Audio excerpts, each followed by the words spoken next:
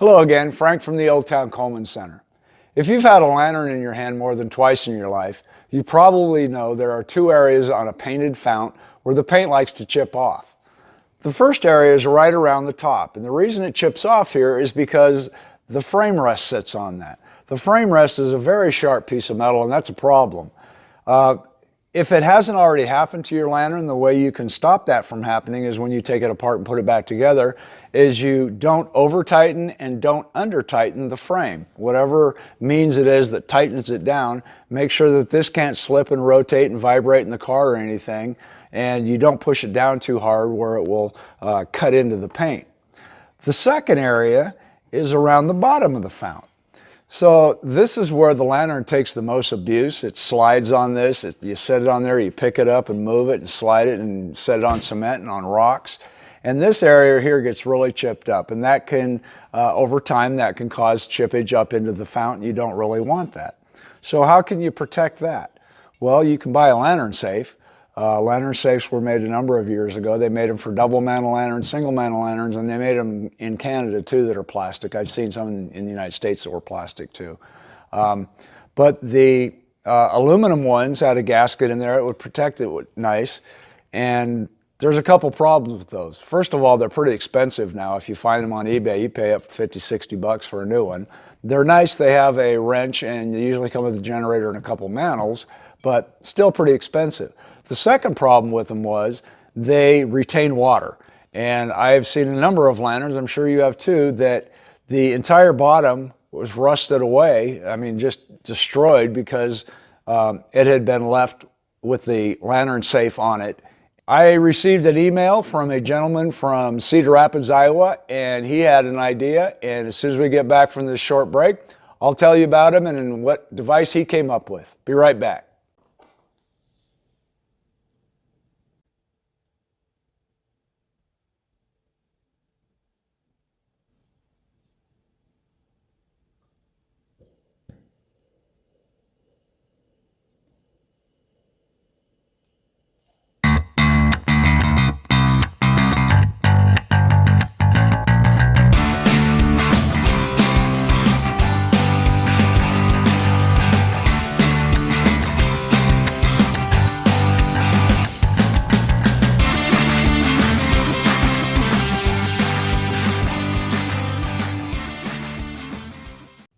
Welcome back.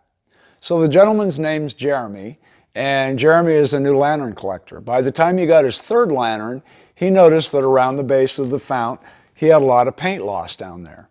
Well, he got on eBay and he went and looked for lantern safes, and he found out how expensive they were. So he says, you know what, I belong to a Facebook group that is basically, screw it, I'll print it myself.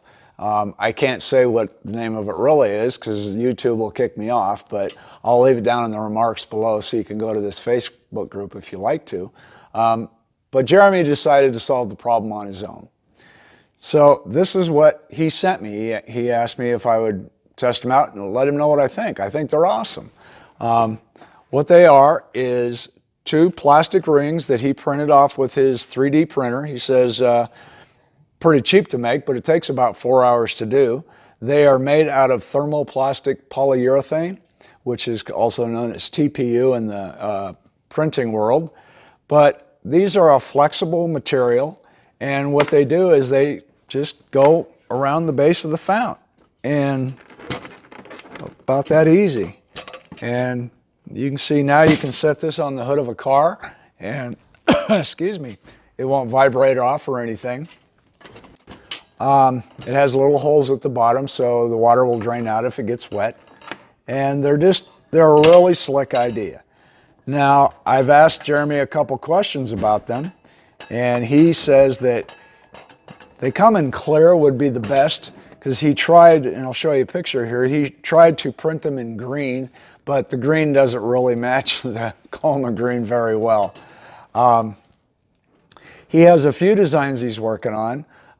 He wants to make one where the base will hold a wrench and a mantle just like the original lantern safes did, and he's still working on that.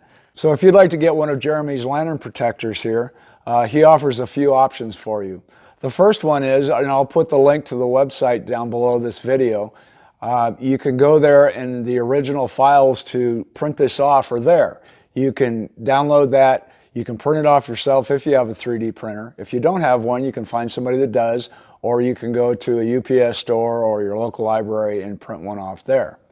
If that's not an option for you, you can contact Jeremy, and I'll put his email address down below too. And he has offered to make them for people that would like them. Now, again, it takes about 4 hours of his time and 4 hours of wear and tear on his printer. So be generous with your donations to him and your offers to have them made. He's not looking to start a business or make a killing by making them for you, but if you would like one and you have no other option, Jeremy's more than willing to do it for you.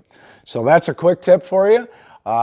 I thank you for watching this video. If you like it, please hit the like button and subscribe to this channel. You can follow me on Facebook, Twitter, Instagram, and Pinterest. And until the next video, keep them burning.